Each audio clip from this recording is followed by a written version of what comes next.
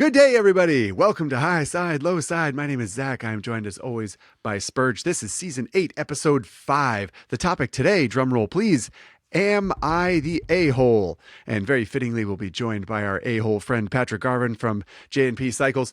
Also on the show, Advanced Rider Assistance Systems and what you can learn about them. Also, questions someone is too embarrassed to ask about motorcycling. Before we get to all that, though, a quick word from our sponsor, Motul.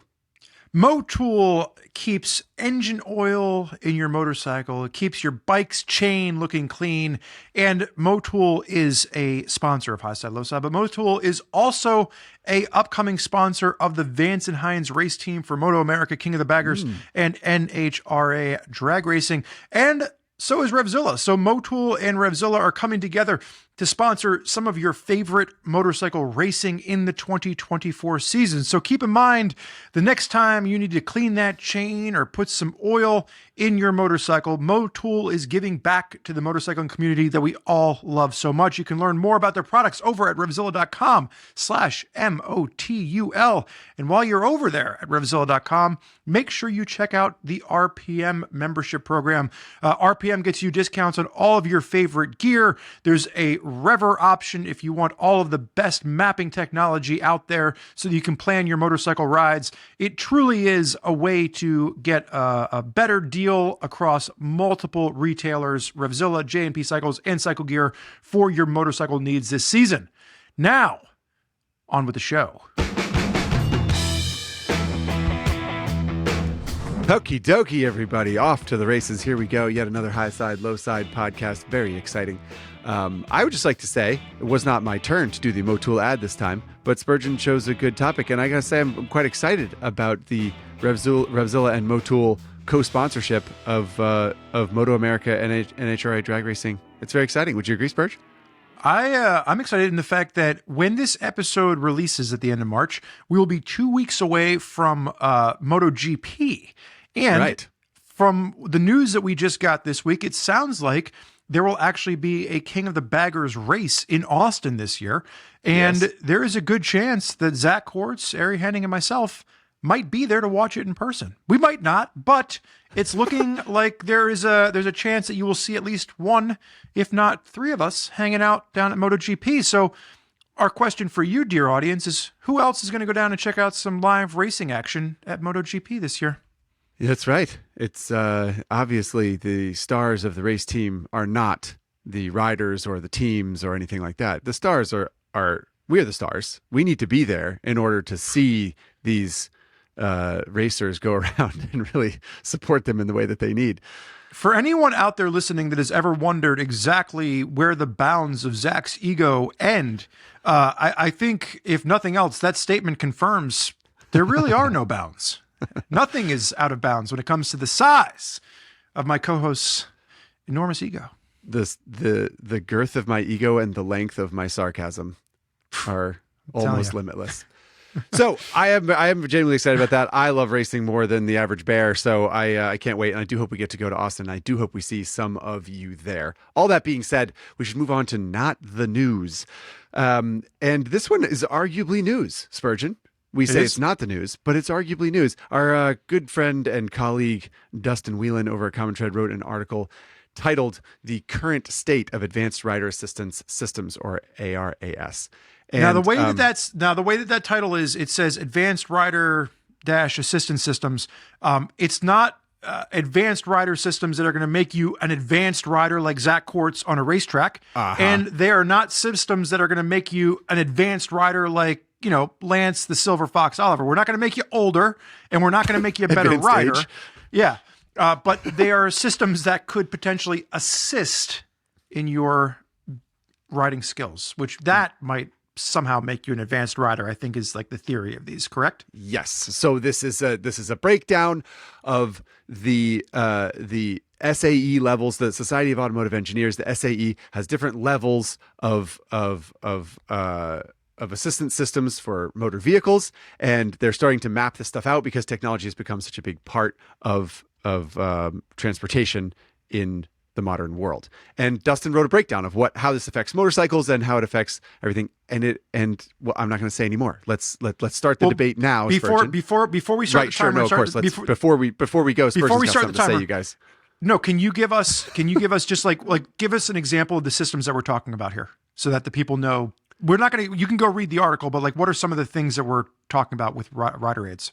Okay, so yeah, very very basically the well, I think maybe the spectrum includes on this SAE chart of different systems that can assist riders and drivers. It includes everything from like cruise control or adaptive cruise control, which reads the car in front of you, all the way to like autonomous vehicles, right? Like vehicles that can drive themselves. So this is the spectrum and everything in between. There you go. Okay, so Producer Chase, you may start the timer. And I guess, you didn't ask, but I'll start, I suppose. So I think that we are playing in a world where, just in the title of this article, it's dangerous to assume that any of these things will make you a better rider or driver, for that matter. They are there to aid you in an emergency. Maybe there's someone, coming up on your six hotter than you can, see in your mirrors. It doesn't mean that you shouldn't be regularly checking your mirrors. Maybe you are coming up on a car a little bit hotter than you realize, and you're in cruise control, so you're kind of like, mind's not on it, and adaptive cruise applies a bit of the brakes for you. Those are aids. It's not to say that you should allow yourself to let your guard down whilst riding or driving a motorcycle. And that's probably my biggest issue with these in general, is I think sometimes people look at them almost as a crutch. So that's my starting statement for Not the News today. I think that's fair. I think that what I think is so interesting. Well, a couple things. I think it's so interesting that in the world of motorcycling, like you say, there are systems in place to help keep people safe, such as anti-lock brakes, such as traction control, and these can advance into bikes that could read traffic ahead and help you slow down, stuff like that already is starting to exist in the motorcycle industry. The automotive industry is obviously in a different realm, right? There's cars that center themselves in the lane automatically, that have full sort of like basically autopilot, right? That fully drive themselves. This is what the technology is bordering on. And I wonder if that stuff will come to motorcycling, and if it does, how. And I think it's obviously just a much harder market to break into, because the research and development doesn't pay itself off as quickly. And it's a harder market to break into because people who ride motorcycles are less inclined to be interested in a system intervening in the control of the vehicle. Another thing that I would like to point out, and a reason that I think that we wanted to select this topic as Not the News, is it's important for motorcyclists to be informed about this kind of thing. First of all, to understand what other vehicles are on the road and what the systems in place can do and how they can affect your own ride. But also, it's good to have in mind that the way that machines, motorcycles, cars, transportation devices, whatever, are advancing these days are sometimes hard to see. You don't always see a difference in a vehicle. Like a motorcycle that has anti-lock brakes looks almost the same as a motorcycle that does not have anti-lock brakes. And if you take that sort of concept and expand it into the idea that a motorcycle would have sensors to be able to tell when a car is approaching from behind, or blind spot warnings, or lean angle sensors, so the brake pressure sensors, that's not stuff that we can see. And it's hard to understand sometimes how advanced vehicles are getting if you don't read articles like Dustin's. All right. Well, the timer has gone off. I think Zach brings up a good point. No, I want to make one closing statement. I don't disagree with anything that Zach said. Obviously, Dustin Whelan's article is over on Common Tread. You can read it. It's titled "The Current State of Advanced Rider Assistance Systems." I was doing an Instagram Live the other day. For those of you listening to this podcast that maybe are not aware, almost every Wednesday, we try to go live on Instagram around 5:30 Eastern Standard Time. Zach, Ari, myself, whoever, and we just have conversations with the audience. You throw in questions, we answer questions, we have a conversation. And the Instagram Live that I did the other day on Revzilla's Instagram channel centered around, there were actually a lot of questions from parents saying, I want to get my kids into riding. Some of the parents, and I don't know why we didn't theme it, it just like there just happened to be a lot of questions around this. Some of the parents were kids, they're 3 or 4 or 5 years old, wanting to get them a dirt bike. Some of the parents were, their kids were 16 years old. They wanted to get them a street bike. I had made a comment, and I stand behind it. learning how to ride a motorcycle has made me a better driver. And okay. I think that while it is definitely, it can be a hard topic to broach about, do you put your 16-year-old kid on a motorcycle? I think teaching people how to ride a motorcycle teaches you skills that make you a more alert and more aware driver in all situations, whether you're riding or you're driving. Yeah. So again, I'm not against any of these rider aids. However, I am still and will always be a proponent of becoming a better rider and a better driver first and foremost. And I think that we are at a state in America where there's too many people that are allowed to have driver's licenses that shouldn't have them. And that's a whole other podcast. So I'm going to stop right there. Right. That's Spurgeon's eugenics podcast. That's different. That's a different thing that we're not going to get into right now. Anyway, you should go read Dustin's article. It is on Common Tread. It is well-researched and quite nicely written, as all of Dustin's work is. And yeah, familiarize yourself. It's worth learning about, as we point out. So that's all we really have to say about that. We should transition into our main topic of Am I the A-hole? And to do that, we have two A-holes here in Spurgeon and myself, but we should really just bring in a third, just for good measure. Don't you think, Spurgeon? Let's get the biggest A-hole we know on the podcast.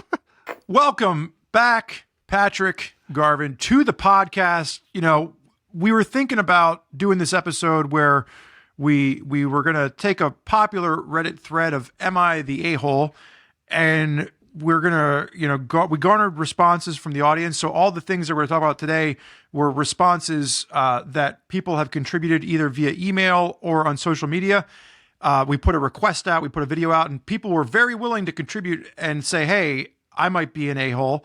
And then we thought, who do we host this podcast with? Well, we had to go to the biggest a-hole we know. So, Patrick, welcome to the podcast today. I appreciate you thinking of me, even if you think of me as an a-hole. How stereotypical is it that the guys that, we work at Revzilla, and we have a colleague who works at JMP Cycles, which is the American B Twin side, and we're like, yeah, he knows about a-holes. Yeah, sure, we'll get that guy. We're already raising our hands as a-holes, aren't we? I did not take it as an offense in any way. I am actually pretty stoked about this. It's a really intriguing concept.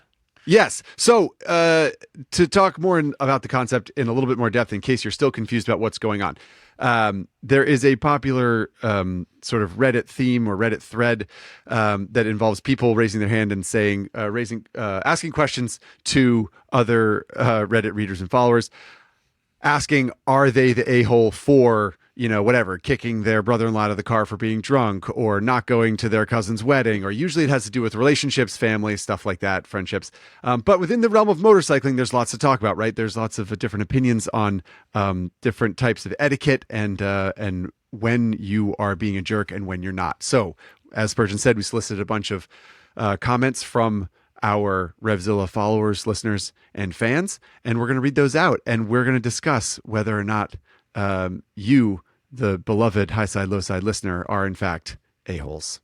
So I will say that this is a good call out for those of you listening to the podcast. Make sure you follow us on social media as well as on YouTube, because this was a video we put out on social media a few days ago, and I was absolutely blown away, as I think Zach was as well, with the amount of response that we got from this. There's a lot of people out there that are apparently doing things that are questionable.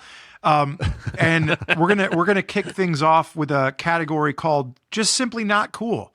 And this was an individual named Heidi wrote us an email and says, no kidding, there I was, deployed in Iraq in 2004. My brother was my power of attorney and was in charge of my money so he could pay off my student loans. He knew my dream was to buy a motorcycle when I got home. However, instead of paying off my student debt, he spent all of my money on partying, quit his job, and bought a Harley Sportster. It was a decade later by the time I recovered financially and I could eventually afford my own bike. I am now I now am in a successful career. I have a garage full of motorcycles, so everyone thinks I should forgive him and move on. However, I never want to speak to him again. Am I the a-hole? Oh, yeah, no. That's a pretty ridiculous email, right? It is. It's she is a very nice person. So Patrick, I was going to say guest honors, but you've already put your opinion forward. Yeah. You think Heidi is not the a-hole. You think the brother is the a-hole. Oh, not at all. Okay. So how would you handle this situation if you were Heidi? I would have used my military training immediately when I got back. When I got back stateside to put a whooping on him. Wow, we turned this into a vengeance podcast pretty quickly. The story was funny because when you were reading that, it's like he went and bought a Sportster and partied all my money away, and I was like, checks out. Like that seems about right. I think I know that guy. So I know this isn't the point of Heidi's email or even this podcast really, but I'm curious, was the Sportster the dream bike? Heidi was like, and I knew my dream was to buy a motorcycle. If the Sportster was the dream bike that Heidi was going to buy, then that's the straw that breaks the camel's back, in my opinion. Yeah. That's way off the deep end. I was reading through, like, producer Chase and I were going through some of the responses during pre-production, and this was the first one. He's like, "What do you think about this one?" I was like, "Oh my God!" Like, this is, and out of all the ones that we're getting today, we're probably leading with the most insane, most obvious one. Yeah. Okay. Yeah. Well, I'm just gonna take. It sounds like we're all sort of on Heidi's side here. Like your brother is pretty clearly the a-hole here. Well, but before you, I want to play devil's advocate here. I want to take a step back. Should we not learn to forgive? Should perhaps Heidi's brother is demented in some way, and it's not his fault. And now that she is he or she they are successful in their life. Is it not time now that the dream motorcycle is realized and owned and financially recovered? Here's the deal, Zach. No, you're the only one amongst the three of us that is an only child, so you don't understand the sibling thing to begin with. Okay. So I mean, my brothers have done some stuff, and I've done some stuff to them, but like the dude took her money and. It's there's just bad. I don't think you come back from this. Patrick, you have what, a brother? I have a brother that's 7 years younger, and he did something fairly egregious to my motorcycle one time, and I have forgiven him, but I would not forgive him if he did that. Yeah, I mean, like, okay. It just doesn't seem like I'm all for forgiveness, right? I don't want to come across as somebody that's not willing to move forward, but like I do think that there are certain things in life that are just unforgivable. He went above and beyond anything like motorcycle related. There just happened to be a motorcycle in the story. Yeah, that's true. I mean, maybe we don't know the situation. Maybe he turned out to be a fantastic human. Maybe he has turned his life around and stopped stealing his siblings' monies. But right. Then I guess you can forgive him. Right. But it's just with what we know, no. I do not forgive that man. I would say too, I think it's important that, for those of you listening, we don't go back and forth. We didn't have a conversation with Heidi. We don't know all the details outside of what was presented here. So Patrick's right. I guess we could probably get the brother on the podcast and see, both sides of the story, but that's not how this game works. So, the real question is Heidi the a-hole? Absolutely not, in my opinion. Heidi, your conscience is clear as far as I'm concerned. You can sleep at night. As far we have blessed thee with the high side, low side. You're absolved. Verdict. Yeah. But I just want to take one more. I'll just say one more thing about Heidi. I feel bad. I'm sorry, Heidi, that you went through that you served our country and came back to this mess of a family situation and financial situation. That's a bummer. So I'm happy to hear also, it's important to note that while it worked out well in the end, while Heidi is now successful with a garage full of motorcycles, right? They did say that it was like almost a decade.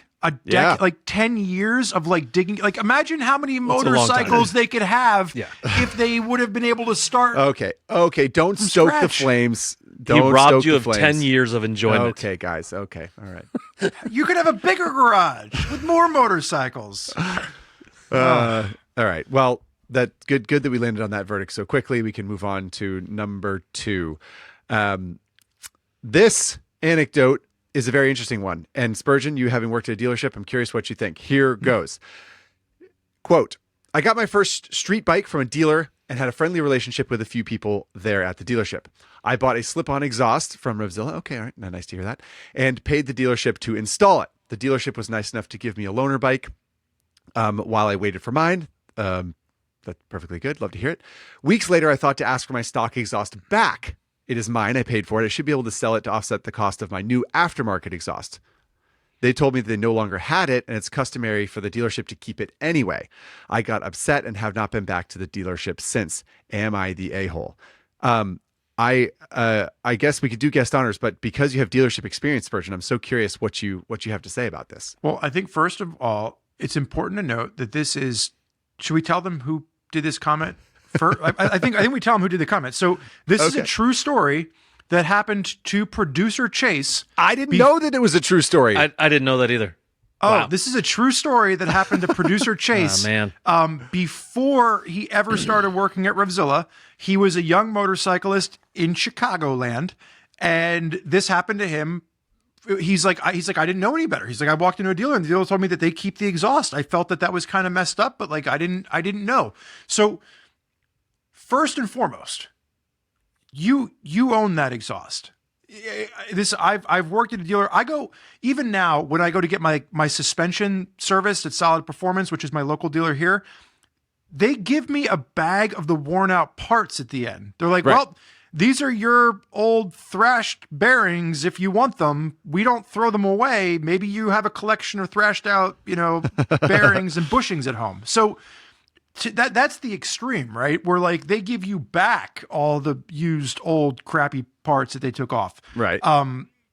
There is no way that I think that this dealership was in the right. I think what this dealership did was they took young motorcyclist stock exhaust and they sold it. And then they made a little bit of money off of it. They told that person that it was the right thing to do and that's their policy. And producer Chase at the time was not any the wiser. So from a dealership experience, I think this is probably part of the reason that a lot of people think that dealers are a-holes. All right, a-holes, yeah.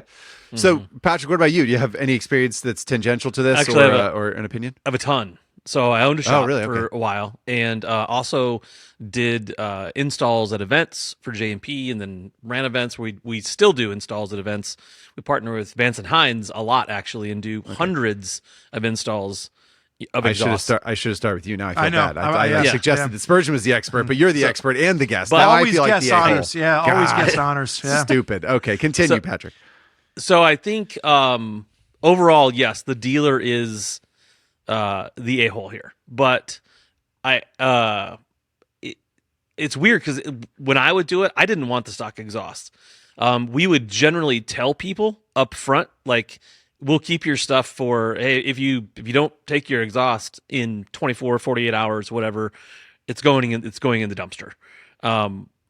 But yeah, the dealer is the a-hole here for sure. Now that being said, I think I would just, and again, I'm jaded. I've been around this a long time. I would be up front right away with them and be like, "Hey, I want my stuff back." As soon as I, as I was making the transaction there. But no, it's his property. He owned it when he walked in there, and he should own it when he walks out. But just as like a tip, if you do go to a shop, I would be upfront about all of that stuff immediately, like, as the transaction is going down. Hey, you're going to give me my stuff back, right? I want every nut and bolt, put it in a cardboard box and hand it to me before I walk out the door. Yeah, I think that's fair. Okay. But as a young new motorcyclist, what a crappy policy. Oh man, yeah. To turn somebody off to your dealership, because like even at the dealership that I worked at, there were plenty of old leftover takeoff exhausts in the warehouse. They would keep things to use, but they would always ask the person, hey, do you want your stock exhaust back? Do you want your parts back? We have it and you can have it back. If not, we're going to go sell it for scrap dollars, So I think that there is a responsibility of the dealership to say up front, 100%. This is what our policy is. Do you want your stuff back? Especially for new riders. This kind of reminds me of the classic like debate of someone broke into my car and stole my sunglasses, whatever, stole the radio. And then someone says, was your car locked? And you're like, no, I left my car unlocked. And they're like, well, you left your car unlocked, so like you're kind of asking for it. And I'm always like, no, that's not how it works. Right. Someone has to be the a-hole and open your car and take your stuff. Not locking the car does not mean that anyone else is allowed to do that. There's still an antagonist and a victim here. And like, I understand that, yeah, I should have locked my car, but like, that's not how this works. And I feel like this is kind of the area that we're playing in, right? Like the dealership is sort of like, maybe they're telling themselves, oh, well, they didn't ask, so that's fine. We get to keep the exhaust. But really, like you said, Spurge, at a certain point, you hope that society is a good enough place that people will just offer that information before. Yeah, this is like you dropping your car off to get an oil change, and they give it back, and the radio's gone, and you're like, "Well, he didn't lock the car, so Exactly. you owe us $47.50 for the oil change, and we're also keeping your Kenwood." So, I do think Patrick's point is valid in the fact that, you know, I don't want to just come down on the side of, you know, vigilante justice for all of these people, absolving them of their sins, right? Like, we've already done it for Heidi. So I like what Patrick is trying to do, which is pointing the finger back at producer Chase. Now, I've known producer Chase for almost 5 years, and I can arguably say that in many ways he is an a-hole. So I don't want to take that away from him. However, I think that if you're listening to this, it's important to note that you should be upfront. Like, if you're taking your bike in for service and there is something specifically that you want back, like maybe it's brake pads, right? Traditionally, I think brake pads are something where if you take your motorcycle to a dealer, I expect that they're throwing the old brake pads away. Sure. Maybe the brake pads are new. Maybe it's a newer motorcycle and you just want to try like a high performance EBC pad or something like that. And so maybe you want the stock pads back to use in an emergency down the road. And so I think in that situation, it's on the customer to say, hey, by the way, you know, I want my old parts back, because expectations in that situation are like, it just gets thrown away in a garbage bin. Right. I think exhaust is probably a little bit different, but maybe this is a learning experience we can use to educate the audience of, like, I think so. If you're dropping something off to be serviced, just be extremely clear about what your expectations are. Yeah, and it's an allegory for any interpersonal communication that you have in the world. And like, the more, you know, if you're more explicit and you communicate up front what the expectations are, you're more likely to be satisfied, and both parties are more likely to understand what's going on. So I would say the high side, low side verdict here is that producer Chase is not the a-hole in this situation, but it does offer some potential for learning, right? That we can take away that you could try to mitigate these problems in the future by communicating a little bit more. Would you guys agree? Yeah, and I think to your point earlier, Zach, every time you park your car, put a little sign in the window that says, "I locked my car." That means you can't break into it and steal my shit. And also, the catalytic converter below the car is off limits too. So back off, thieves. Oh boy, yeah. All right. Well, I'm having fun with this so far, and I feel like the anecdotes have been fun, and I'm hoping that they get a little bit more sort of like nuanced and tricky. Spurge, you want to take the next one? Yeah, and I think it's great that was a true story. Yes, it was. I didn't realize that when I started reading it. I thought producer Chase just made it up as a way to sort of like, you know, add a little bit of variety into this podcast that we're doing because he's a good producer. I didn't realize that was an actual story. So, Chase, I'm sorry that happened to you. All right. This comes in from, actually, this is another one of our own. So editor Matt is our new editor. So Bernie, you used to be editor Bernie, would edit these podcasts down. Bernie got tired of listening to us ramble on for hours at a time. So he had to go to a mental hospital. Yeah, he chucked the responsibility off onto poor editor Matt. Matt writes in and says, "How well do you have to know someone before they straddle your bike without asking?" Goes on. "Made a recent acquaintance through work. Perfectly nice individual who I got along with really well. Fellow rider. Same make and model of motorcycle. We'd talked bikes a few times, even made loose plans to do some riding. I saw him recently for work on a day that I rode. We were looking over the bike, having conversations, talking about mods, mileage, blah, blah, blah, blah, blah. And then he just throws his leg over my motorcycle. No asking, no Hey, do you mind if I check it out? Nothing. Now, I don't think he's an a-hole. In fact, maybe I am. I didn't say anything. I didn't reprimand him. And I didn't even tell him that it bothered me. But I did catch myself thinking, that seems like a little bit much. Perhaps a little overfamiliar. But again, maybe this is me. This is a me issue. What do you guys think? Patrick? Patrick? So first of all, I think I'm an excellent choice for this episode because I am not shy about just saying immediately on the spot. I just think everybody's better off to be up front. And this is a huge pet peeve of mine. Don't do that. Like, Matt, you're totally not the asshole. You should be bothered by this. And I still, even my close friends ask before I would touch their motorcycle. So even my best friend, Brady McLean, who I joke around as my life partner, I won't even get on one of Brady's bikes. I'll be like, hey, man, you mind if I do this or that? Would you just walk up and get in somebody's car? That's dude. Could you just go in their house? Unless they invited you into that space? So, don't touch other people's motorcycles. I think it's important to note. So, Brady, who Patrick's talking about, is Brady from Go Fast Don't Die. He owns the Go Fast Don't Die brand. Great brand. If you've not seen their gear, they're really cool. We've done some partnership builds with them in the past. I came out. I was on a press ride once, and I had a press bike. It wasn't my own motorcycle. I was riding a street twin from Atlanta, Georgia, where I picked the bike up at Triumph's U.S. headquarters, and I was riding to MotoGP. And I was parked at this little motel in Mississippi. And I came out in the morning, and there was like this 70-year-old dude sitting on the motorcycle. Now, I didn't say anything. I walked up to him. I was like, "Can I help you?" And he goes, "I love it.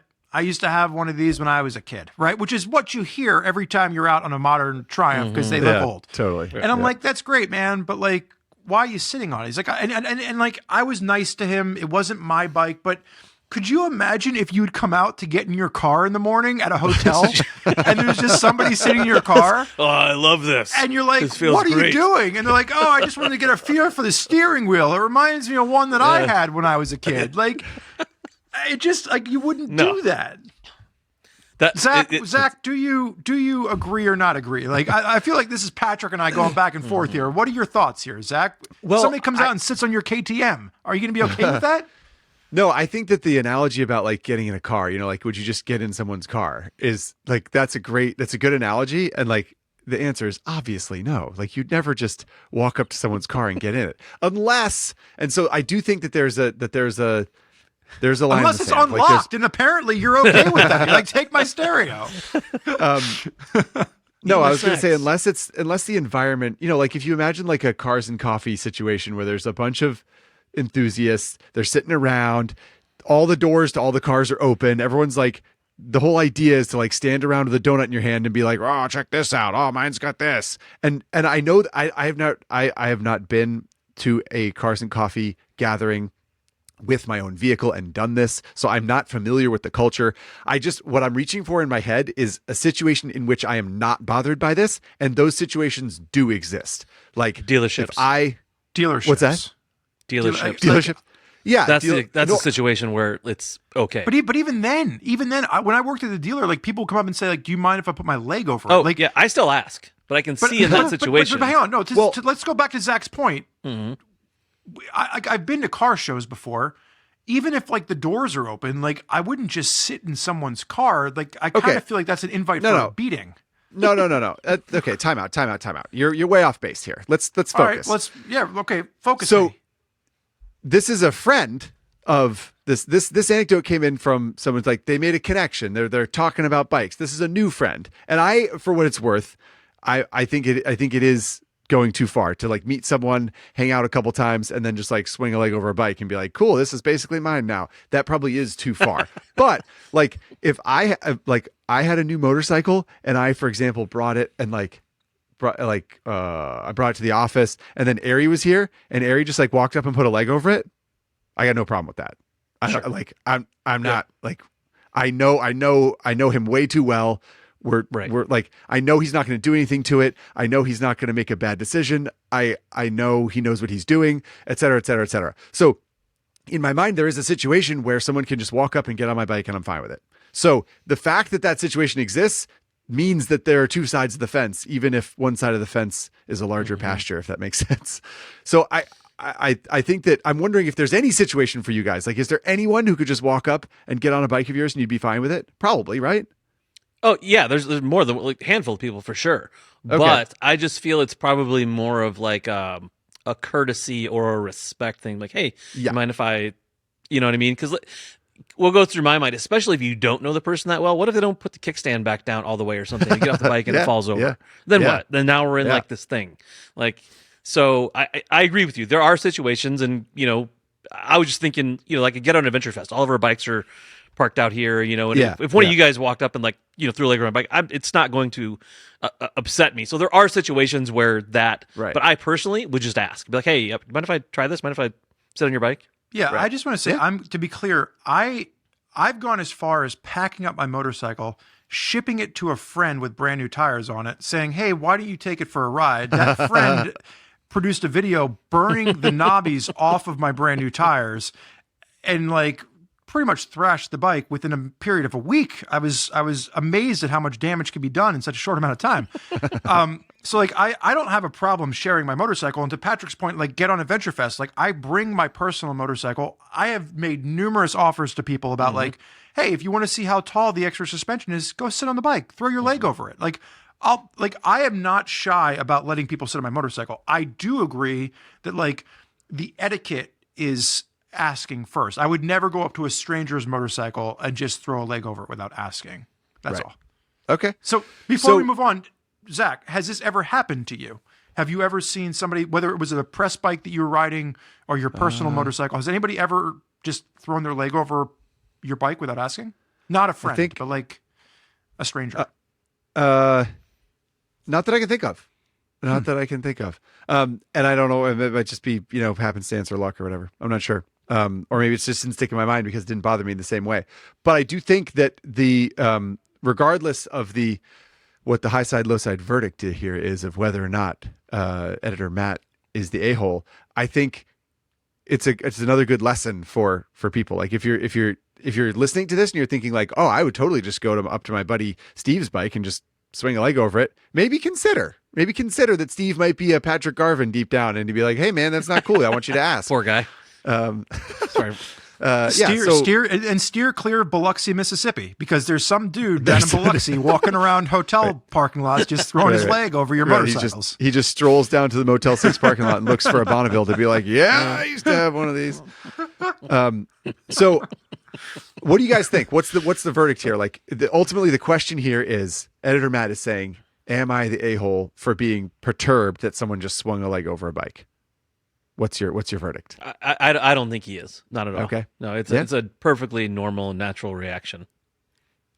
It wouldn't bother me in the same way that it's bothering Matt, but I don't think he is an a-hole. Okay. Zach? All right. Well, I'm outvoted 2-1 either way here, but I guess I'm inclined to agree with you guys. I think you got to ask.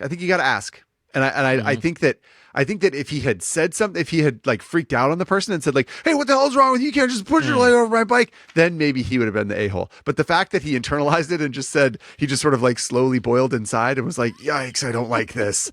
Then that makes him ultimately a good person for being chill about it. So no, I don't think he's the a-hole.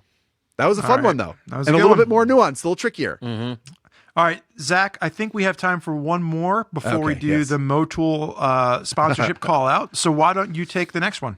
So this one comes from Dasun1022 on Instagram, who wrote in, am I the a-hole? I don't do wheelies for people when they ask, such as people yelling at me from the sidewalk while I'm riding. If you've ever ridden a motorcycle in public in your life, you may have had this happen. People will just, whether it's a teenager on the sidewalk or a group of kids or some random person, and they just say like, pop a wheelie. And it's an awkward situation to be in. Whether or not you can do a wheelie doesn't really matter. The fact is the person's like telling you to do something and you're not sure. what to do. So as usual, guest honors, Patrick, are you the a-hole if you don't pay attention to someone requesting a wheelie? It's so situational, and I'm not a great. I can pop wheelies. I'm not a great wheelie rider, so I don't want. They might be disappointed if I actually rode a wheelie for them. But I you know what's like for kids, even like if I'm riding somewhere and there's, let's say, under a teenager, like 12 and under, right, there's a random kid because they always like turn and look. I almost always do a wheelie.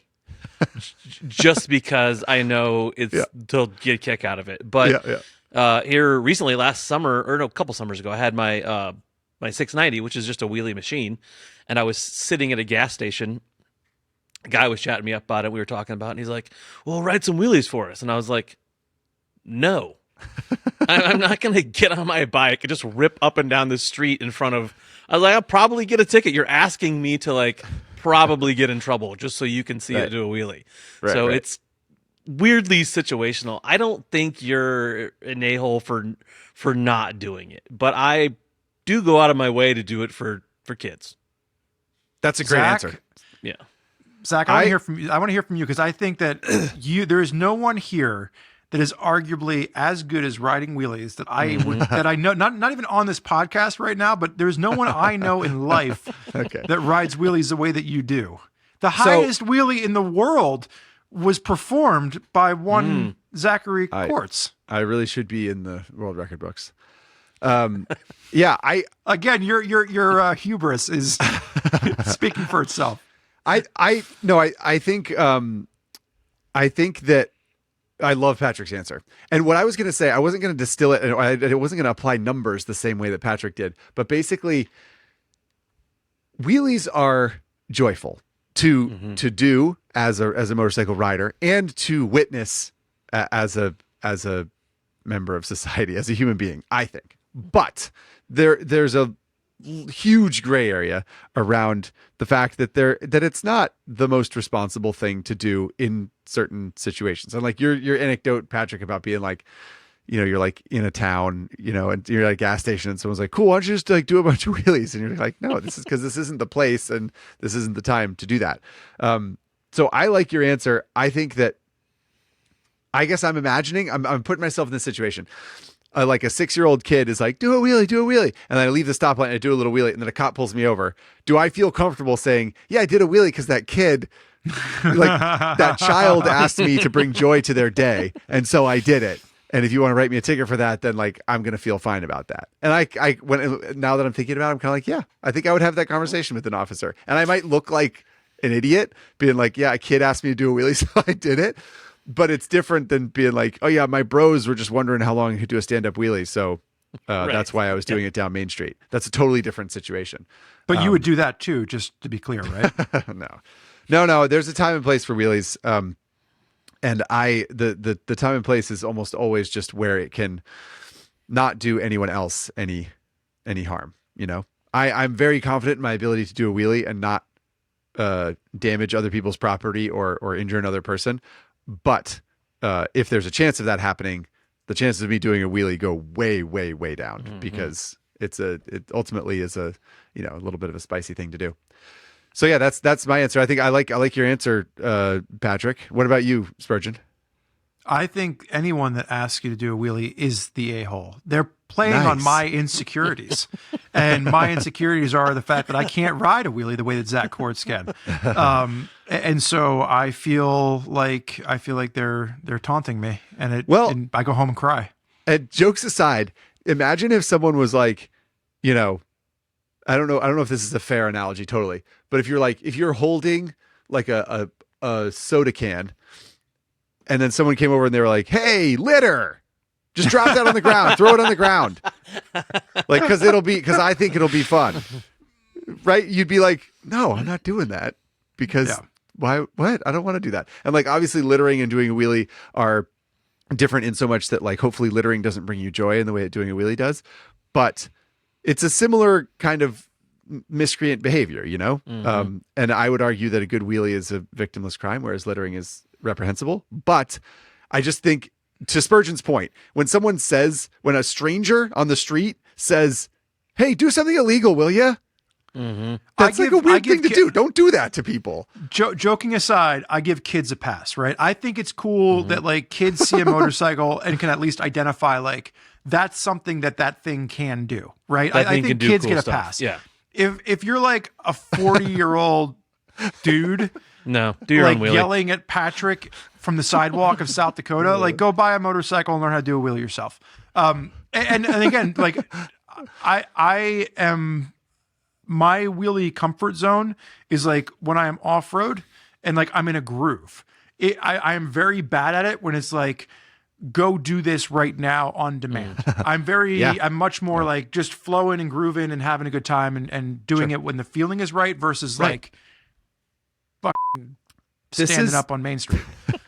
This is the thing about wheelies that if you've ever asked someone to do a wheelie for you, you need to understand. Wheelies are, when I do a wheelie, it's for me. I like it. I've heard you tell this story so many times. I love that. And I think the story Spurgeon's referencing is when I was a little kid, I had a mountain bike and I would practice wheelies all the time because I loved them. And I would do wheelies through my little rural Vermont town. And occasionally someone would see me and they'd be like, "Oh, you're really showing off for everyone." And I remember even as a kid thinking, I'm not doing this for you. Like, you happen to see me doing a wheelie, and I was doing a wheelie through the middle of our village, and there's a couple people there, and so sure, people were, a witness to it. But what people, I think, didn't appreciate is that I did wheelies by myself, alone, all the time, constantly, because I enjoyed it, because it was for me. And do I get a kick out of the fact that people get a kick out of it? Sure, yes. And well, we have to be careful because Zach is using, with all those wheelies that he was doing by himself because he enjoyed it, I'm afraid that this might be a euphemism for something else. So we should probably keep this as a PG-13 podcast and move on, Zach. Well, now I think Spurgeon has opened a window to what he was doing when he was a teenager, which is totally fair. That's why I can't do wheelies now. But right, because you spent all that time practicing something else. How did you spend your time in your youth? All right. Well, I am very I don't know. I feel like I'm buoyed a little bit by the fact that so far we have done 4 "Am I the a-hole" questions, and ultimately the answer has been no. You are not the a-hole for acting the way you act. So it just goes to show that high side, low side listeners are good people as far as the high side, low side hosts are concerned. That is, the high side, low side hosts on the other hand, exactly. Jury's still out on that one. Exactly, as you will see in the second half of the show. Okay, Spurge, we have taken a handful of questions here. I think it's time to get in a quick break from our sponsor, Motul.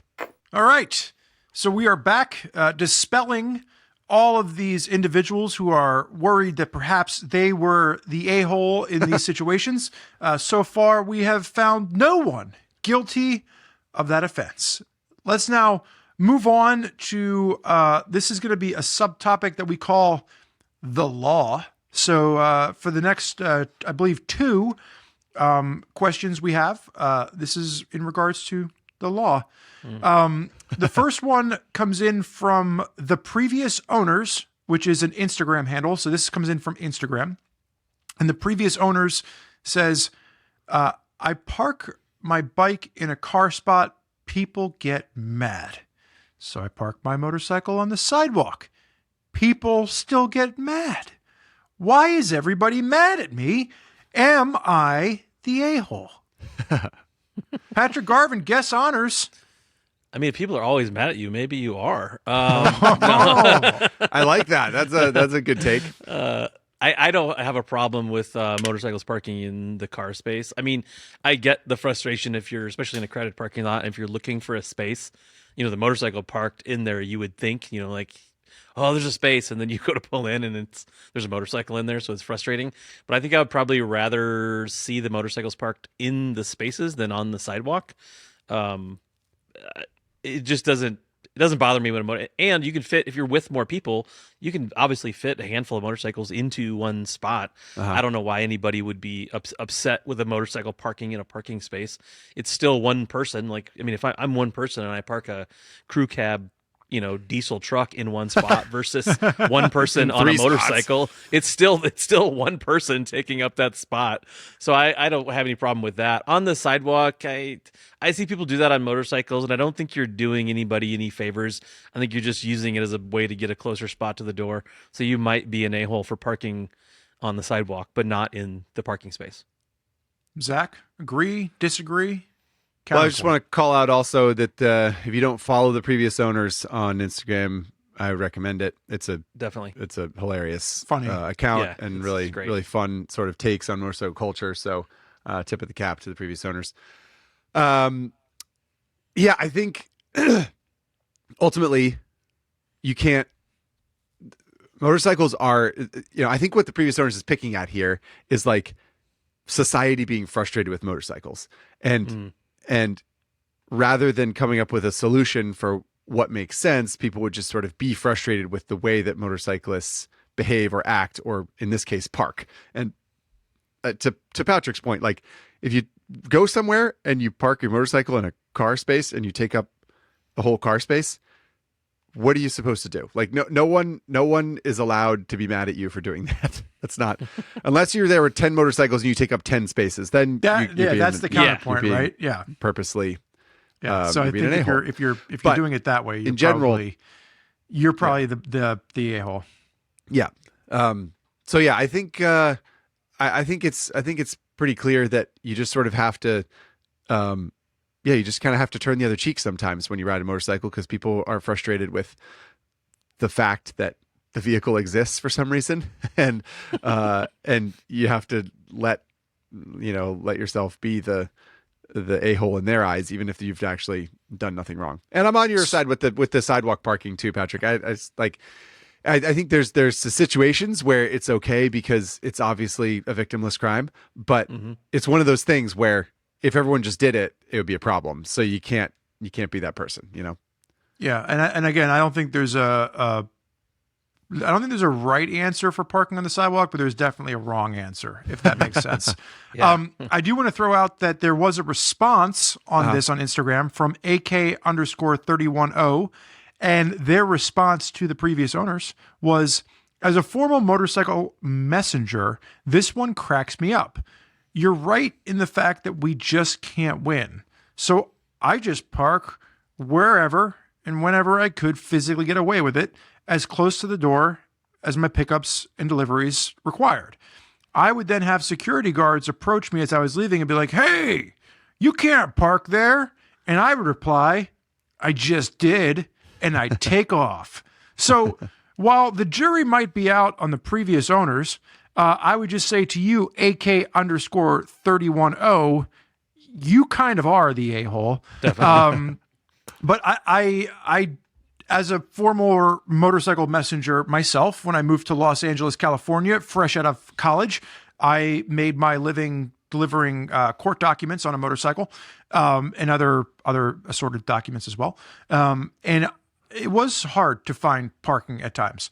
But I think that doesn't excuse you to just park wherever you want and be like, well, I have a job to do. I'm going to leave my motorcycle parked in front of these revolving doors while I run in and drop this letter off at the front desk of this lawyer's office. So I think that is where anything you're doing that is going to rile people up and give, a bad opinion of motorcycles, that's where you're the a-hole. If you're parking your motorcycle in a car spot and somebody gets pissed off about that, that's on them. That's not on you. If you park your motorcycle in front of, a French bistro while going in to, eat some escargot, then you're probably you're in the wrong in that situation. I mean, even if you're parked in the right spot, you're going to eat escargot. That was my Pretty Woman reference for the day. Right. Nice. Slippery little suckers, aren't they? It sounds like the high side, low side verdict here is you park your bike in a car spot. Realistically, no, you can't be the a-hole for that. You park your bike on the sidewalk. Yeah, you're kind of starting to be a little bit of an a-hole, depending on what you do. So if you're doing it out of spite, especially like, well, you got mad when I parked here, so I'm going to park there just to show you that your life sucks. Then like you're sort of like being an a-hole a little bit, right? So I would say the high side, low side verdict here is the previous owners ask, am I the a-hole? Sometimes. Yeah. Depending on how you approach the situation, you could be considered the a-hole. And based on what we've seen on your account, that holds up. I appreciate that the previous owners, by the way, replied to their own comment, I think, in this solicitation for am I the a-hole anecdotes, and basically said, I know I'm the a-hole a lot of times. I'm just which is very self-aware. So I appreciate that. I think on the topic of parking, Spurge, I'm just going to jump to the next one. Go for it. Which was the anecdote or the question, it comes in from Scout SKOUT on Instagram. And they ask, am I the a-hole for parking in a city garage for free by going around the arm or ticket dispenser? I don't usually take up a car space. I find a corner where a car wouldn't fit anyway. Another parking question. This is also a tricky one. I feel this conflicted. is a lot less tricky. I don't feel conflicted. I think you're the a-hole. Like if you're going to park in a public parking garage, unless it's something like LAX, right? One of the best features, and we've talked about this in the podcast, is that LAX, that's Los Angeles International Airport, for those not familiar. Thank you. Allows free motorcycle parking because they want to cut down on the amount of cars using their spaces. So if you ride a motorcycle, you can go in, you can park in the ancillary areas that are not an actual parking space, and you can do it for free. That's awesome. That's something that the airport is offering. That's something that you're taking advantage of, and you're leaving more spots for the people. If you just go down to like your local, I don't know, parking garage and blow past the arm and park for free, like that's kind of breaking the law. That's not kind of breaking the law. You're breaking the law. So yeah, I don't agree with that at all. Are you breaking the law, or are you breaking? You're stealing from a corporation. You're stealing. Like you're stealing from them. But the spot isn't like you pay the same amount as a car. So there's a F-250 That's a separate dually conversation. Do I think that we should pay the same for tolls and for other things? No, I don't. But the law still states that I have to, so I can't just not do it and be like, well, I don't agree with the law. Like, I wish that was the way society worked at times, because there's a lot of things that I do differently, but it's not how it works. All right, I'm done. Patrick, what do you think? I tend to agree with you, Spurgeon. As far as parking in a space, I always think of it as just the person. So again, if you're in a truck and you're just in your truck by yourself, you pay for a spot. If you're on your bike, you're just by yourself. Even though your vehicle isn't taking up the whole spot, you as a person are taking that spot. Okay. So but the gray area here is they're saying they wiggle into a corner or something like that. Right. I don't know if that excuses it. I would say you're still using that facility that doesn't belong to you, and you're skipping out on your rent. You know what I mean? Like if you rent an apartment, you're like, man, all I did was use the bathroom this month. I really don't feel like I should pay for the whole place. Like it's a slippery slope. I'm telling you. So I see the angle. I just don't know if I agree with it. I think you probably are the a-hole in the situation. Zach, it sounds like you disagree. Tell us why perhaps you disagree. You're all making valid points here. And I think that, for the same reason that like I enjoy doing wheelies, but I don't think that you should be able to just do them wherever you want all the time, always. I think that you have, I get it. This is another situation where I just find it really tricky. So let me ask another question. Have you done it? That's my question for you guys. So you're very clearly on the side of like, yes, you are the a-hole if you go into a parking garage, or, you sort of like you park somewhere where you should pay. Like, let's take it to meters even. Like, you should pay for a meter, but you don't, because you're like, I'm not taking up a meter spot. I'm just on the corner here. I'm like not in a meter spot, so I'm not going to pay for the meter. Have you ever done that yourself? Parking garage, no, I've always paid.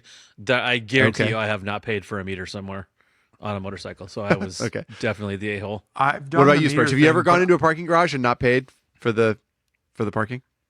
I haven't done that. Outside of LAX, I used to do motorcycle at LAX all the time. But I have done the meter, and I would only ever do the meter where there would be two cars already parked and paying for the meter, and then I would wedge myself in between them and just take the middle in between spot. So I was not taking up an actual parking space. And, Okay. And I was then didn't have a meter to pay. Now, here's the real son of a gun in that situation is I've come back to my motorcycle in that situation and had parking tickets before. So I would like wedge myself in between. Both meters were paid for. Said car behind me or in front of me leaves.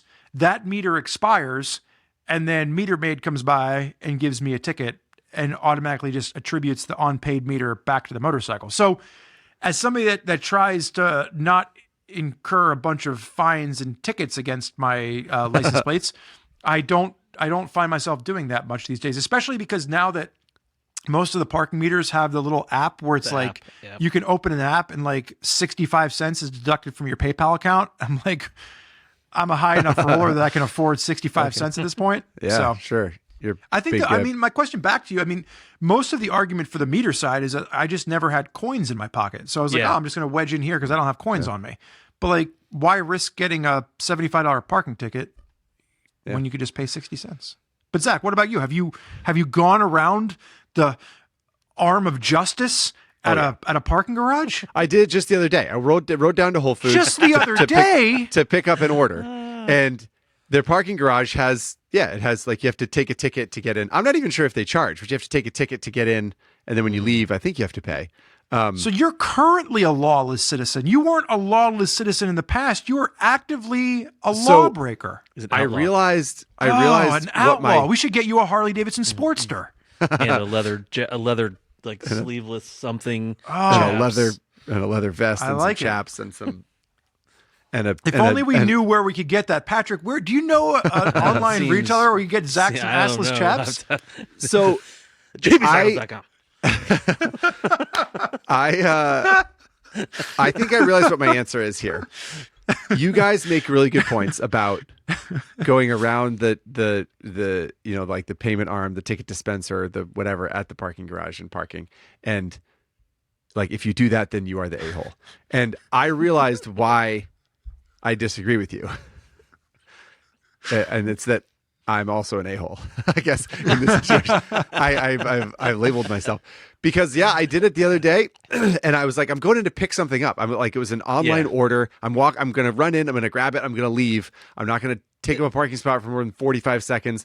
I'm not going to take a ticket. I'm not going to pay you $12. I'm not going to do this thing. I'm not even sure. Like I'm just going in to do it and I'm leaving and I'm not, and I don't feel bad about it, but it's great. But I realized if you want to label me an a-hole for that, I accept. I'm going to throw out one flip side to this was, and this is like an extreme in the other direction where I was not on a motorcycle. I was in my lovely Tacoma, and it was before Zach and I were going to India, and I was having a slew of passport and visa issues, and I had to drive to New York City to get my passport expedited. I parked in a garage for less than 5 minutes. I drove in. There was an attendant. I said, I am going to be in and out. Can I please just leave my truck right here? I'm going to run in. I'm going to get it. I'll give you $10 in cash. And he goes, no, I have to give you a ticket. I said, okay, fine. But I'll let you just leave your truck right here, but you have to take a ticket. So I took a ticket, went in, went out. It was under 4 minutes. And I'm not I ran in, I got my passport, I came back out. What do you think? When I ran my ticket at the scanning machine, my bill was for 4 minutes of parking in Manhattan. $25. $74. Ooh. Oh my God. 74. Now I had a company credit card, so I was like, that sucks to be Revzilla at the time. But like, that was insane to me. So in that case, and you talked to that same attendant? Did you say WTF caps? And he goes, and I don't. He wasn't the a-hole. Like he was like, hey man, I don't make the rules. I'm the guy getting paid, $17 an hour to be here. Right. It was the MetLife. It was the MetLife building that I'm pointing at right now on the podcast and being like, check yourself, MetLife. You should have waited for another car to come in and sublet out your space in true New York fashion. Yeah. So quick anecdote, or sorry, quick theoretical here, Spurg. Yeah. You're going back to that office, but you're taking a motorcycle this time. You know you're going to go in, 5 minutes, come straight out again. You get there on your motorcycle. Are you riding around the arm to avoid the $74? No, because they had checkers at the arm. So there must be enough people that do this. They actually had people checking at the arms, and they were like, that's where the attendants would stand. So there was no way to just ride around. Gotcha. Well, but yes, the answer to your question is that if the little attendants with like the mirrors going under the vehicles wouldn't have been there, I would have absolutely been like, well, let's just roll the dice, because I mean, whatever fine they're going to give me can't be more than the 4-minute parking fee that they're going to assign for me. So, as the a-hole in this situation, in this particular anecdote, I would like to end this part of the discussion with a little bit of a brighter note, which is that I went to a press event last year sometime. I don't really remember what I was doing. It was for a helmet thing, whatever. They gave me an address. I'd never been there. It was in Sunset Boulevard in Hollywood, or West Hollywood or something. And I went over, I rode my bike there. I get to the building. I'm very unfamiliar. I'm like, I'm not really sure what's going on here, but there's a parking. Looks like there's parking in the bottoms. Okay. I ride into the parking thing, and there's an arm, and so I'm like, son of a, I don't know what I'm going to do here. And I kind of roll in, and I'm like looking around, and I'm scanning because I'm considering it. I'm considering being the a-hole. I'm considering just riding around and like trying to find a way around and like not pay the bill. But I'm like, I don't see a way to do this. And like, and I feel bad. So I'm like, okay, I guess I'm just doing the thing. And as I reach to press the button to take a ticket, an attendant walks out of a booth that I didn't see, and he shakes his hand. He goes, no, don't take a ticket. And he points over to the like pedestrian thing. He goes, ride around. Don't go around the gate. You don't pay. And he goes, park right here next to these other motorcycles. And so he like actively came out and said, you don't pay for a spot because you're on a motorcycle. Now, is this policy because the owners of this building or some powers that be were angry at motorcycles taking up one spot and like ruining places for people to park cars? Maybe. Fact is, I don't care. I think that's a great policy, and I think it's not very hard to institute. And while I'm raising my hand and admitting that I am the a-hole in this situation, I think that we should all applaud and let the ray of sunshine hit our face. That is the fact that this policy isn't always instituted. That's called karma, because the attendant saw that you were not going to be your normal a-hole self, and they said, let's reward this fine young man for being an upstanding citizen for today. Yes. Okay. All right. So let that be a lesson to all of you listening out there. When you choose to not be the a-hole in life, someone's watching. And there might be a little bit of karma, and it's God on the other side. That's an entirely other podcast. You can tune into like the low FM dial if you want to hear some more about that. Right. Okay. Next anecdote is I don't remember whose turn it is. I'm going to take it. Is that okay, Spurge? Yeah, but this is a new topic, so we're now under the group rides. Gotcha. And this is our final topic of dynamite topics. I don't have those markings on my sheet, so wow. I'm not teacher's pet like you are. Yeah. Anyway, the question is, am I the a? Oh, sorry. This comes in from Cold Hearted Snack on Instagram. Cold Hearted Snack is an industry friend of ours, attendant of many a Get On Adventure Fest. I don't know if they want their identity revealed in full on High Side, Low Side, so I'll leave it at that. Anyway, Cold Hearted Snack goes on to ask, am I the a-hole for refusing to go on group rides with people if they're not wearing all the gear all the time? To me, riding without gear is a huge red flag. Similarly, I used to go on group rides with newer riders because I wanted to help them build confidence and community. Now I almost only ride with people that I have, quote, vetted for skill and experience. Am I the a-hole? I feel guilty about this, but I've had sketchy situations with strangers on rides. Good question. Patrick Garvin, guest honors. I am on record many times. In fact, I've even written an article about it, about how riding in a group sucks. I am not a fan. Now, I go on group rides like on Get On Adventure Fest, and those are a little bit different situation. I don't particularly like riding with a group of people on the street, especially if I don't know them. Just because I don't know what they're going to do. It's like people are lagging behind. It's just not an enjoyable experience for me. So for most of the time, I don't particularly like that. So I've never been like, well, you don't have the right gear on, so I'm not going to ride with you. but I can see the point in that, like, if there were to be an incident of some sort, God forbid, and somebody doesn't have the right gear on, that then you have this weird obligation on the scene, right? That is going to be made worse by the fact that the person didn't have the right gear on it. So I understand the point. I don't know if I wouldn't say the person's an a-hole for not wanting to go on that ride, because I think if you're not comfortable in any situation on a motorcycle, I don't think you should feel obligated to do anything on a motorcycle. So especially if you're not comfortable with whatever that may be. So like, I am a big proponent of that. Like, I don't, and I think especially in a lot of like group ride or motorcycle club type scenarios, or like Toys for Tots runs or things like that, I think there's like a lot of built-in like expectations that I don't think are fair a lot of the times. You know what I mean? Like, oh, you got to ride in this formation and you got to do this and you have to do that. And this, I don't like any of that. I think you should be able to be free to ride your motorcycle however you want, but I am too. And if I am uncomfortable in that situation, I'm just not going to do it. So I don't think you're an a-hole for not wanting to do that. Yeah. That's a pretty good answer. Spurge, you? I will start off by saying, as I read Cold-Hearted Sneck's question, it sounds to me like they are saying, really what they're trying to do is they're trying to use if they're not wearing all the gear all the time, that's their vetting method for saying that they have a harder time riding with people that make them uncomfortable. And if sometimes people that don't understand the etiquette, and I will say it's fair to point out that, one, the only way that new riders learn the etiquette is for experienced riders to teach them, right and wrong of roads and group rides and things like that. And then two, I've ridden with plenty veteran riders that are 30 years into this that I don't feel comfortable riding with. So I don't think it's fair to say that this is like a new rider versus experienced rider thing, because there's plenty of people that have been riding for a long time that I will not ride with. They don't make me comfortable, and I don't want to be around them. Dad, I hope you're not listening. Yeah. Exactly. I'm kidding. I love my father and I enjoy our rides. We actually just did a Toys for Tots ride a few weeks back. So I will say that all the gear all the time does not bother me.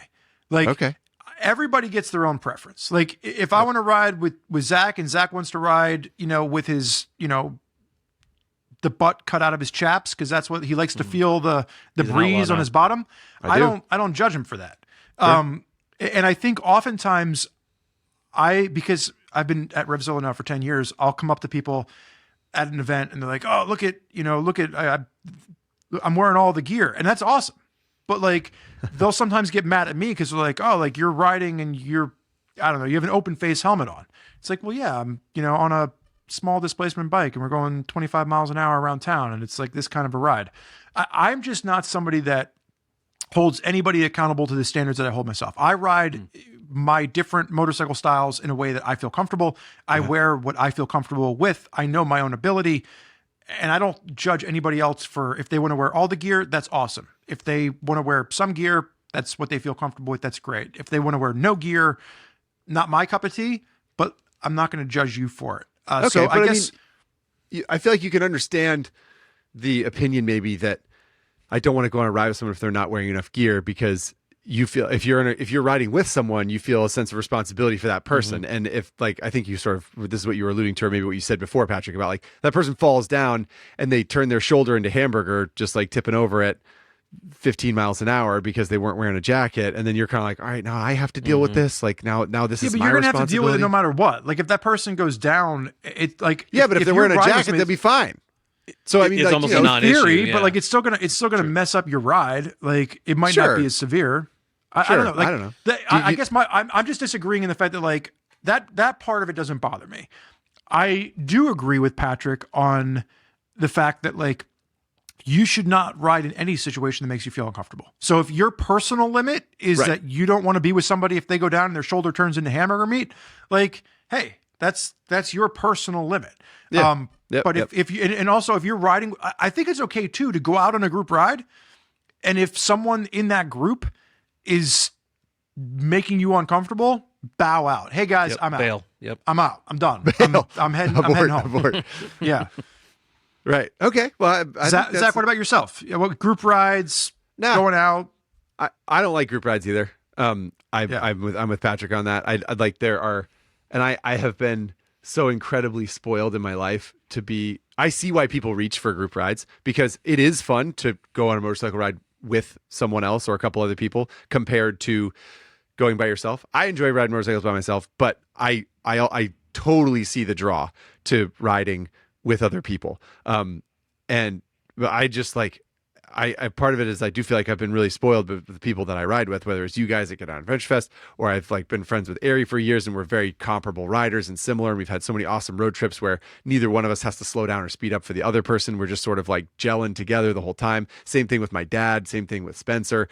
It's like, it's so easy for me to go on rides so much of the time with people that I trust and understand.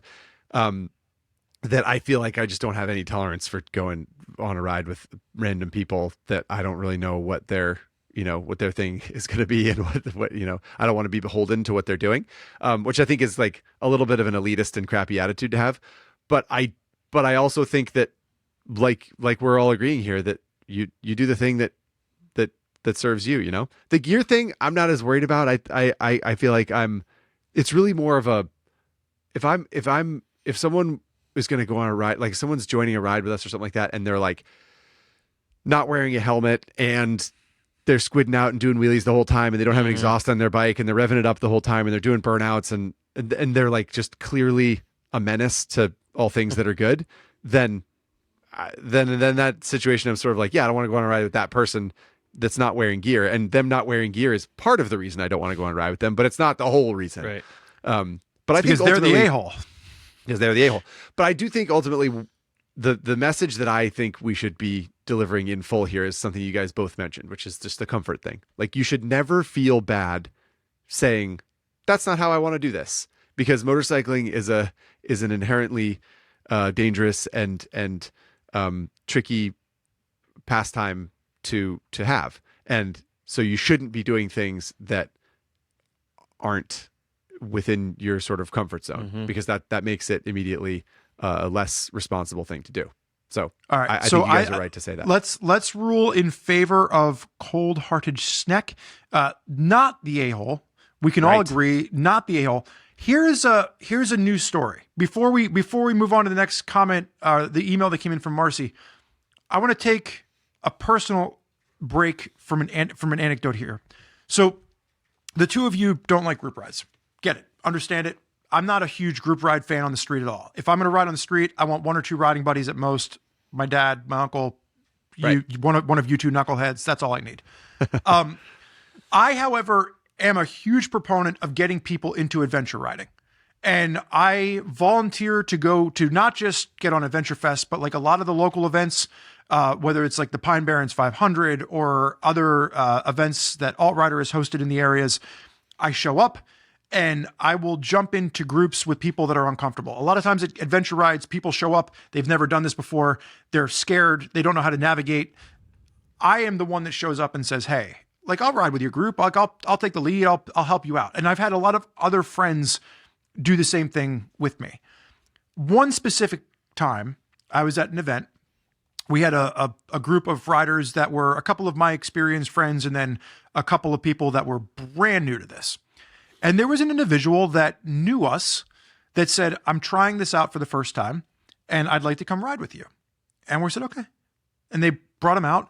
And within, I would say, 30 minutes of us riding, this person was clearly a danger, not to just themselves, but to other people that were riding.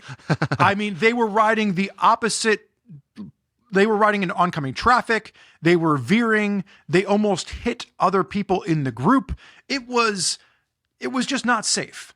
And we finally hit a point within, like, again, 30 to 45 minutes where it was like, I conferred with another riding buddy of mine. I was like, gotta go. Like, cannot continue this on. This person is going to hurt either themselves or someone else. And we pulled him aside and we said, listen, you can't ride with us anymore. You're out. And we were in the middle of the woods. So it wasn't like we were on a road somewhere. We were in the middle of the woods and we said, listen, you're on your own. Like it was a clearly marked trail. It wasn't like they couldn't find their way out of the woods. But we said, you're on your own. And I'm sorry, but you cannot ride with our group. And here's why. We gave him the reason. We said, and I think we had even given the person an opportunity to like straighten up. We're like, you got to get in line. You got to follow the rules of the road, basic rules of the road. And they didn't. And we kicked them out of the group. We left them behind. Interesting. And when they said, no, like, I'm just going to follow along, we got the entire group to ride a little bit faster to get away from that person because we were done with them. Am I the a-hole? I don't think so. Yeah. I mean, jury's out. You know, Spurgeon and I have been on a lot of group rides off road before.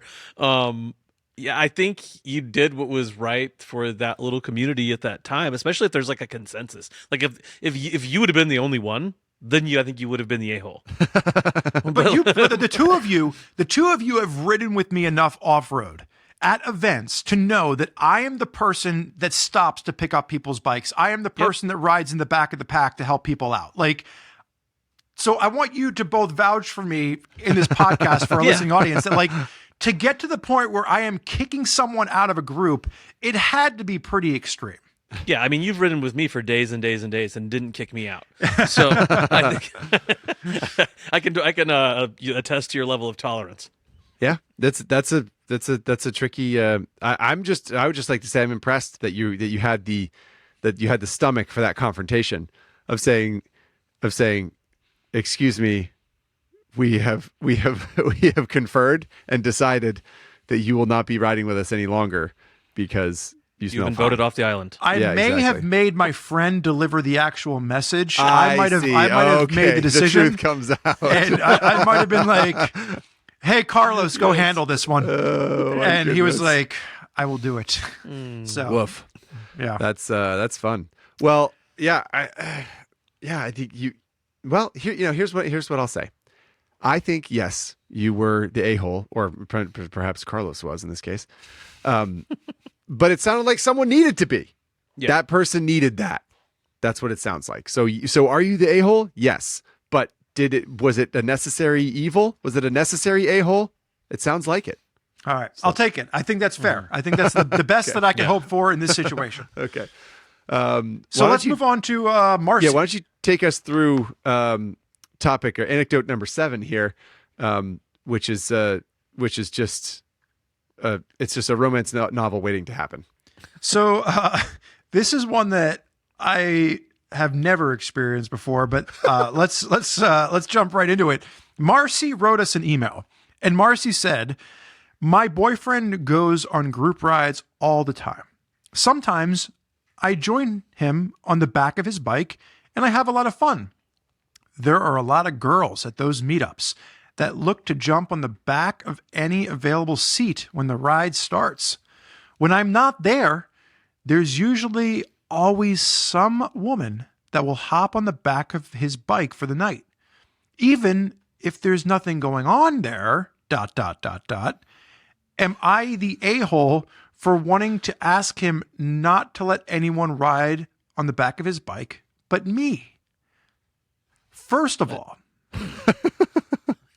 What happened to guest honor, Spurge? I'll toss it to Patrick in a second. But where were these meetups when I was a single man where you just show up and women are flocking to jump on the back of your motorcycle? I have never been anywhere, group ride or otherwise, where a woman has just come up and been like, "Can I ride on the back of your motorcycle?" I want to know where these places are, Marcy, so I can pass it on for a younger generation that they can somehow find these women. It's a fair question. Now guest honors. Go ahead, Patrick. What do you think? Is Marcy the a-hole? I don't know. I don't believe so. So my wife, I wouldn't do it out of respect for my wife. I mean, and that's what. Just to be clear, sorry, quick sidebar. That's what Marcy's after here. Marcy's after the respect from her boyfriend that he would not do that for her sake. Would you guys agree? Yeah. Yeah, okay. She says like there's clearly nothing going on. This isn't like sure. Yeah.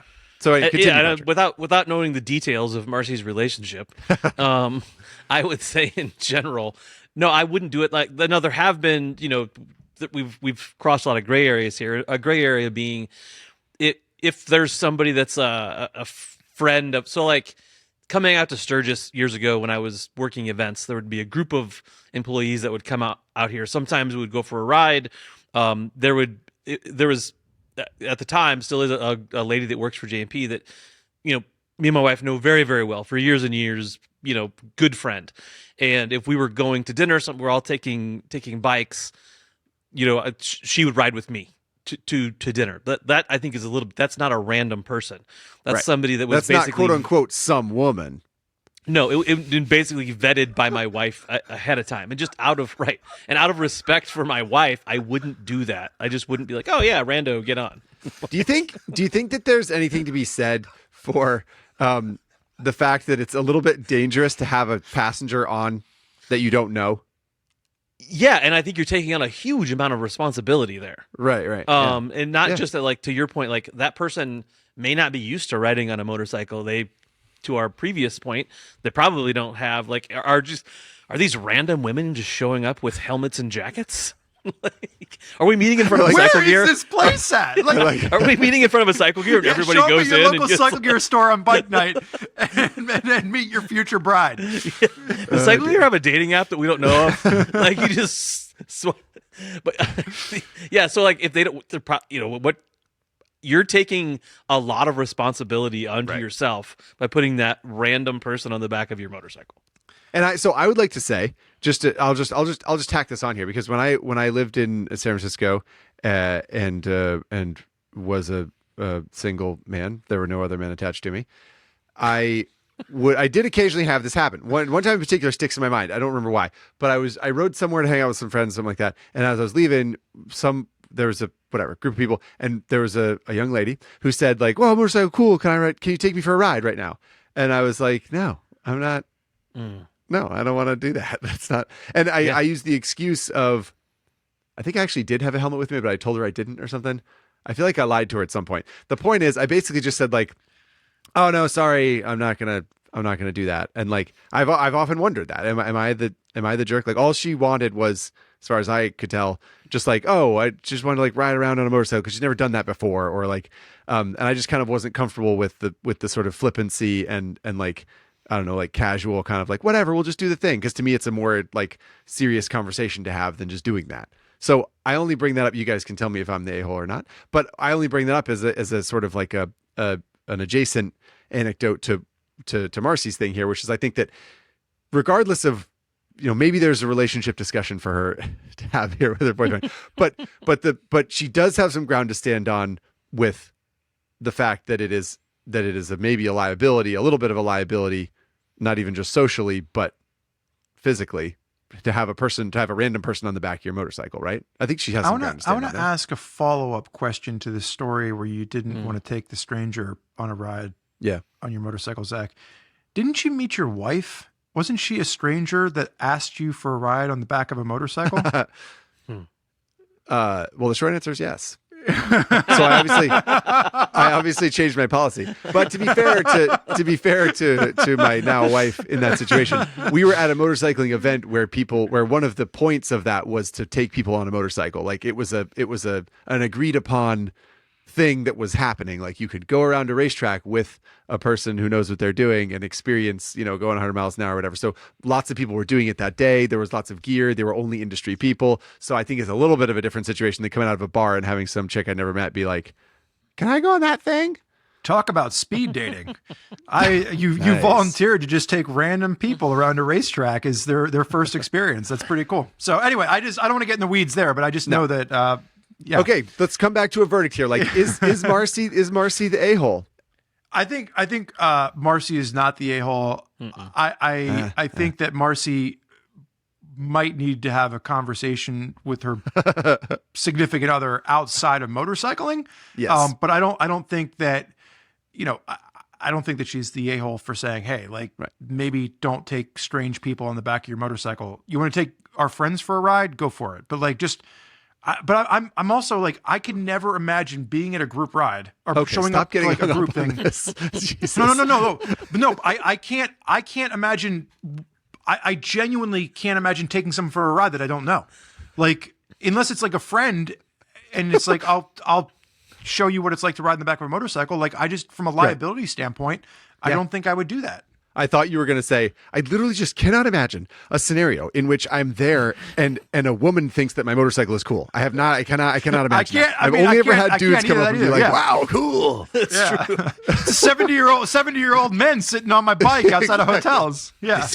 I gave that guy a ride. He was really nice. He was like, anyway, this is an interesting, on the surface of it, this is like it's easy to dismiss Marcy's question here of like, am I the a-hole for like not trusting my boyfriend to have another woman lean on his back, which whatever. But I do think from a motorcycling standpoint, there is some ground to stand on there, Marcy. And the high side, low side is no, you are not the a-hole. And we hope that you can have that conversation with your BF. So I am going to throw out a question. I'm watching producer Chase in the corner of my eye. I'm looking at you, co-host Zachary Quartz. I feel like we could potentially leave it there. And maybe all these other great topics, which we have no shortage of, we save for, maybe we do this again sometime. And maybe we jump into the Rev Trivia game. So we could use this as an opportunity to say, this has been a lot of fun. I like judging our audience members. So maybe we call out to highside, send us an email to highsidelowside@revzilla.com for future episodes. Tell us a scenario where you weren't sure if you were the a-hole, and maybe in a future season, we'll get Patrick Garvin back on and we'll judge you, and we'll let you know once and for all whether or not you're the a-hole. What do we think? I think, I think we've had a lot of fun with this, and we could continue to have fun with it. So I agree with your idea there. So bring us your stories. Send us your stories to highsidelowside@revzilla.com, and we'll. And if you disagree with us, if you hated this episode, then you're the a-hole, and we don't care. Or you can send us an email that says, am I the a-hole for not liking your episode? And then we can say, I don't know, you tell us and we'll come up with a verdict. All right. So, am I the a-hole for not liking your podcast at all? I don't know. You made it an hour and 30 minutes in, so you tell me. Sounds like that's a yes. Okay, so we're going to jump into the Rev Trivia engine guessing game. Patrick, you've played with this with us before. I believe you know how it works. We all have a link from producer Chase to open a soundbite. It will be approximately 30 seconds of a motorcycle starting up, running, revving a few times, and shutting down. We're all going to listen to it and try to guess the make, model, year, color, and country of origin of this motorcycle. Any information you can get. Have I done a good job leading up to it? Can we dive into the sound, Spurge? I think we play the sound, Zachary. All right.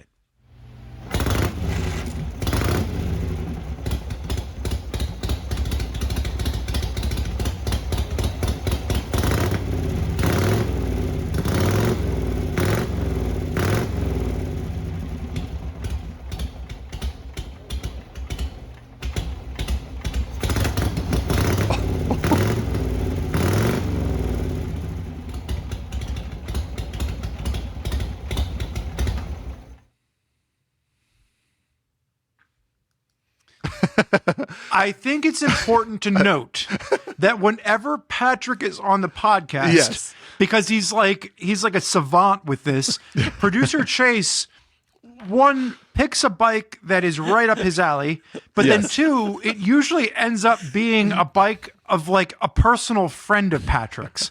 So based on what we've seen in the past, Patrick, what bike is this? Yeah.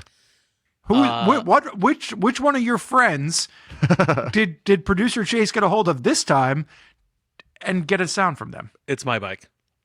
It's your bike. This is a 93-inch S&S shovel head that is currently wedged in our latest custom build that is known as Cherry Bomb. So, okay, this has never happened before on the engine sound guessing game. Patrick, who is the only person to my recollection who has ever gotten like 100% on this without hints, is saying, before we even flip over hint number 1, that he knows exactly the year, make, and model of this motorcycle. Yeah, I know this, but I could tell by the idle, and yeah, I just know what it is. Yeah. All right. Well, so for the audience, let's take one last listen so the audience can hear the engine.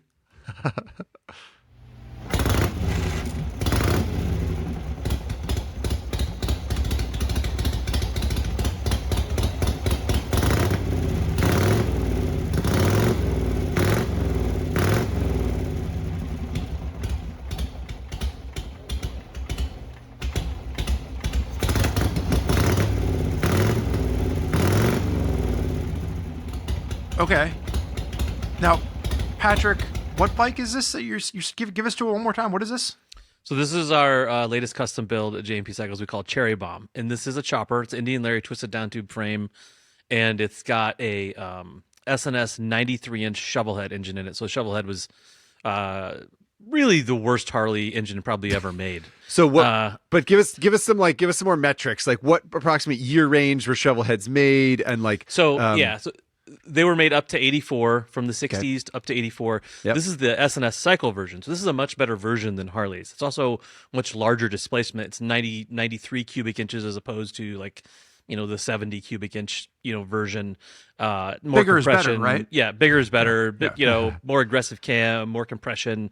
This has actually a S08E carburetor on it, which that kind of helps me understand what's going on here too when I listen to it. It's a bored out carburetor. I know the pipes that are on it. I can just tell. You can tell anyway. We've had shovel heads on here before. I can tell a shovel head by the firing, the lope of the big heavy flywheels and that. I've listened to, like, I have a pretty good batting average even when I'm not on. I listen to them, and I think Ari has said some of the things I listen for too. A lot of times I'll listen for the starter. Just the starter will give it away, but in this instance, just the cadence of the firing. We've had enough people write in to the high side, low side engine sound guessing game that like you're speaking French to them. You're like, I heard the lopiness of the flywheel as it was compounding against the bored out carburetor. I think what we Patrick learned doesn't here, just bore out engines; he bores out his carburetor too. Apparently, I think that we should in the future go first, and then so no guest honors when Patrick's on. We need to guess, and then he can tell us what, because I had no idea. He can tell us how wrong we are. Yeah, exactly. I only heard a couple things. I heard that it was carbureted because holy crap, it almost stalled. Like that bit in the middle where it goes and then it and it comes back to life. I was like, whoa, hey, I thought it was going to stall for sure. That's because the and then also too small. There's no Patrick, stop, Patrick. You're just strutting like a peacock now. It's enough. There's no electric starter, right? So there's the kickstart bike? No, it's both. I have a kicker on it. How funny is this going to be if I'm wrong? Okay, so let's. I'm holding up both hint number 1 and hint number 2. Okay. Hint number 1, it's a V twin. It's a V twin, which we all knew, right? We knew. Okay. Yep, that we could have agreed with. Final hint: it's older than all of your parents. How old are your parents, Patrick? No, they're not. My parents are 70. Yeah, my dad's 69 and my mom's 70. I think my dad was born in 53 or something. So is this older than your parents? No, it's older. Is your build older than your parents? No, the build is an infant. Then is it that you might be wrong? I could be. You are wrong. Damn it. We all assumed you were right. I was wondering about that when I was talking. Man, so it's this a is knucklehead then. You're not even close. This isn't a shovel head. I'm beginning to question whether you even have a motorcycle, Patrick. Maybe. I was just trying to promote my latest build. Oh, right, there it is. It's a plug. So let's do this. The answer is a 1939 Harley Davidson knucklehead. So it's a knuckle, yeah. Submitted by Nathan. This is through a video taken at the Wheels Through Time Museum in Maggie Valley, North Carolina. So shout out to Nathan for getting us help stumping Patrick Garvin. Finally. Great job. For those of you that do want to see exactly what Patrick has been up to, make sure you head over to the J&P Cycles YouTube page. There is an amazing video of his most recent build, Cherry Bomb, which he mistakenly took for a 1939 knucklehead. You can go, you can check out that video, and you can drop comments in that video about how much you love the way his motorcycle sounds and his bored out carburetor. It sounded exactly like that crappy idle on Cherry Bomb. Well, it was I great. think that this is a compliment to Cherry Bomb to some extent, because Cherry Bomb is to some extent reaching for some like antiquated nature, right? To like a vintage nature. And if it sounds just like a 1939 knuckle, then that's a tip of the cap to some extent to the build, yeah? Yes, and I should have waited for the hint. All right. Well, we've all learned something valuable today. Yeah, some of us have learned that we're right. a-holes. Some of us have learned that we're not a-holes. Some of us have learned that if you don't wait for the hint, you can make a real a-hole out of yourself. So I would say that we have more work to do, Patrick. Zach and I have got some listener comments and some T-shirts to give away, but our time with you is done, my friend. But I will say that this has been, in my opinion, a rousing success. Hopefully our audience agrees with us, and maybe we'll have you on again sometime soon to determine whether or not more people out there are in fact a-holes. Well, it's I'm sorry that I'm the barometer, but I'm also embrace that. Thanks again. I always love coming on here, guys. All right, we'll see you soon, Patrick. See ya. Later, man. Always a pleasure having Patrick Garvin on the podcast. Although I will say I did not expect him to lose so badly at the Engine Sound guessing game. I know, we got to back into that a little bit more and not just let the guests run away with it if they're so confident. I will say I'm proud of myself, because I said, like, I don't think that we didn't hear an electric starter. We almost always hear an electric starter. So that's made me think that the bike was kickstart only. And then he was like, oh, well, Cherry Bomb's both, which is fair.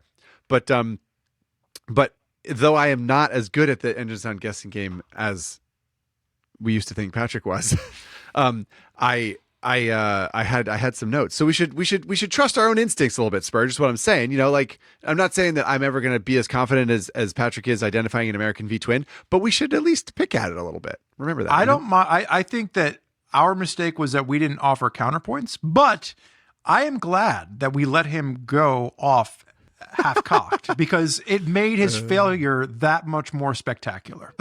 And I think it brought him down a peg, and he needed that. He was getting pretty cocky in his life, and I think now he's going to go think about what he did while he eats his peanut butter and jelly sandwich for lunch. Right. Okay, moving on.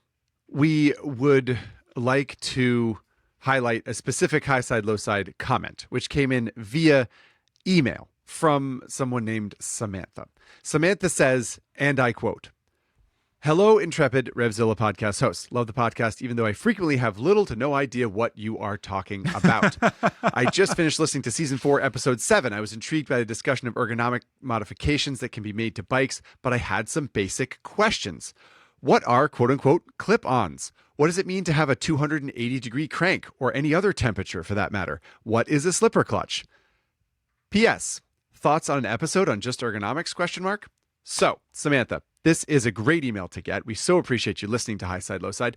And we would like to appease you, we hope, by creating an entire episode based around these questions that people might be embarrassed to ask or not understand. And we do blow by a lot of lingo and terminology that we just sort of comes off the end of our tongue, and it's super easy because we've been doing this for a long time. However, we think it would be fun if you, the audience, agree to do a whole episode defining some of this terminology and making things a little bit more understandable for people that are less familiar with motorcycling culture.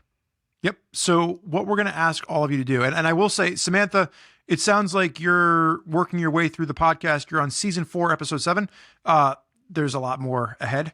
Zach and I do try to, we've tried in subsequent seasons to get better at stopping in the moment and saying, hey, Zach, you're using a big word, but we can do a better job. We can always do a better job. So to all of you out there, what is something that is a piece of motorcycle terminology, lingo, a discussion topic that's been brought up that you just don't understand, and maybe you haven't been able to find the answer, or you want us to better clarify it for you? Send us emails to highsidelowside@revzilla.com. And we will do our best. We might not hit it in this season, but it will be for sure in season 9 to send us those comments, those questions, those terminology misunderstandings, and we are going to do our best to use Webster's motorcycle dictionary and define them for you.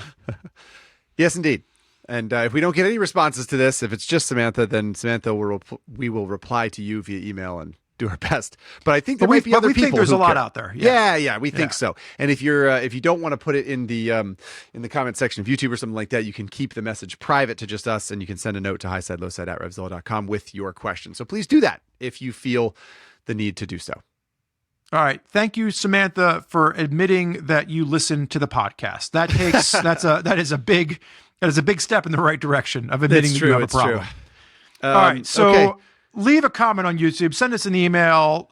If you have an engine sound, you want to play along with the engine sound guessing game, we need a 30-second clip emailed in to highsidelowside@revzilla.com. We need the bike starting, idling, a couple of good revs, let it idle again.